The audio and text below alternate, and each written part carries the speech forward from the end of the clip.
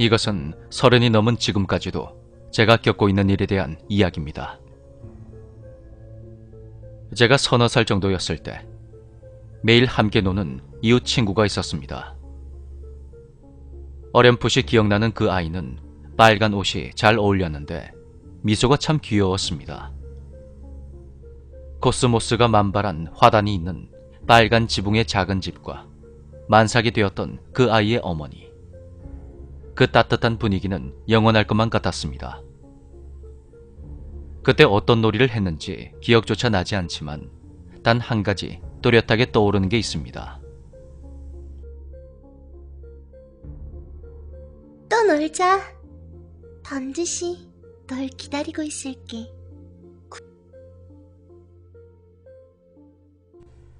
그런 그 아이의 말에 뒤를 돌아보면 코스모스가 만발한 화단이 있는 빨간 지붕의 작은 집.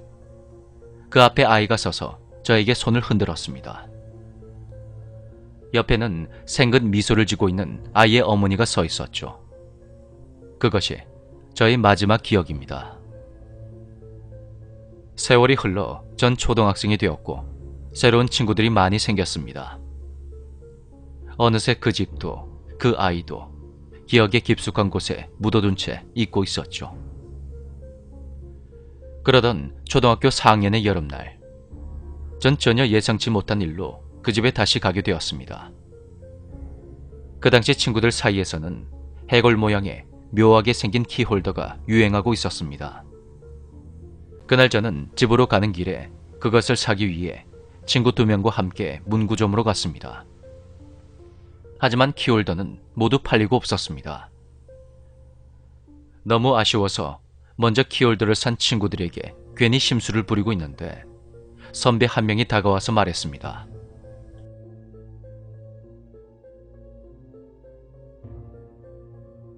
나 해골이 있는 곳을 알고 있어. 거기엔 아직 많이 있을 텐데. 가지러 갈래? 저는 친구들과 함께 자전거를 타고 선배가 가르쳐준 곳으로 갔습니다. 그곳에 도착했을 때는 날이 저물어가고 있었습니다. 풀숲에 적적히 묻혀있는 빨간 지붕의 폐가. 그곳은 이미 몇 년 동안 사람의 발길이 끊어진 것 같았습니다. 한창 호기심이 넘쳐날 때였던 우리들에게 그곳은 아주 좋은 놀이터였죠. 전 집 옆으로 가서 창문을 깼고 열쇠를 푼 다음 창문을 열었습니다. 집 안으로 들어가니 꽈직하는 소리와 함께 먼지가 눈처럼 흩날렸습니다. 밖에서 들어오는 황혼의 빛과 어둑어둑한 방. 집안을 둘러보니 작은 식탁 위에 읽고 있었던 것과 같은 신문과 사용하고 있던 것 같은 밥 공기가 놓여져 있습니다. 마치 이곳만이 시간이 멈추어 버린 듯 아무도 살지 않는 세계와도 같더군요. 그때 갑자기 심한 현기증이 몰려왔습니다. 왜곡된 시공간 속으로 빨려 들어간 듯한 그런 느낌이 들었고 그 순간 모든 것이 생각났습니다. 그래, 난 이곳에 있었던 적이 있었어. 저 식탁과 컵도 방의 배치도 모두 눈에 익숙해.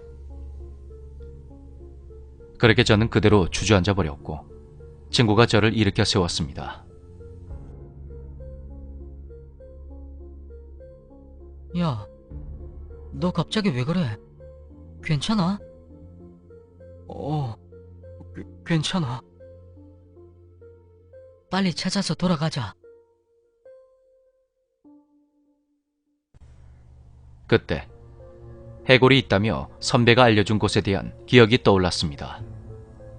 그 방은 무척 상냥했던 그 아이의 어머니가 유일하게 내게 주의를 주며 들어가지 못하게 했던 곳이었습니다.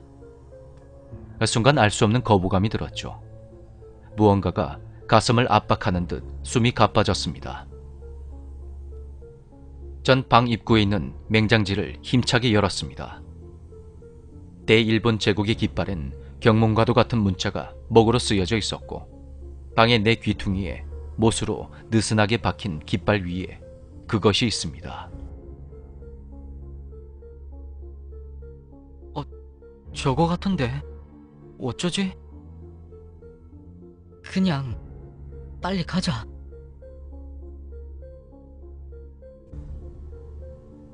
친구들은 그 이상한 분위기에 압도된 듯 했습니다. 전 가까이에 있던 빗자루로 그것을 쿡쿡 찔러봤습니다.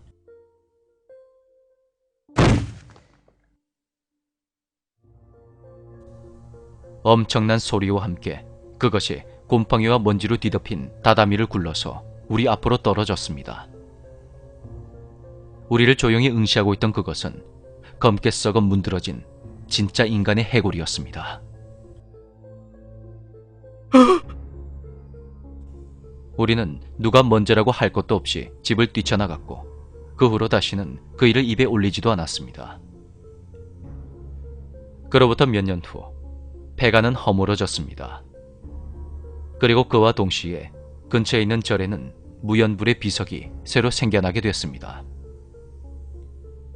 세월이 흐르고 흘러 오랜만에 고향에 돌아온 저는 문득 그 아이를 떠올렸습니다. 빨간 옷이 잘 어울리는 귀여운 미소의 여자아이와 코스모스가 만발한 화단에 있는 빨간 지붕의 작은 집, 그리고 만삭이 되었던 그 아이의 어머니. 저는 어머니께 여쭈어 봤습니다. 어머니, 그러고 보니 저 어릴 때 여자아이랑 만삭의 어머니가 작은 빨간 지붕집에 살고 있었는데, 그러니까 저기 저쪽에 말이에요. 그 아이랑 같이 자주 놀았었는데 어디로 이사 갔을까요? 그러나 어머니의 대답에 전 할 말을 잃고 말았습니다. 그게 무슨 말이니? 그 집이라면 너가 태어나기 훨씬 전부터 비어 있었는데? 하지만 확실히 저는 그곳에 있었습니다. 그 작은 빨간 지붕집에서 그 사람들과 함께 말입니다. 또 놀자. 반드시 널 기다리고 있을게. 그 아이가 마지막으로 했던 이 말이 지금도 머릿속을 맴돌며 저를 어지럽게 합니다.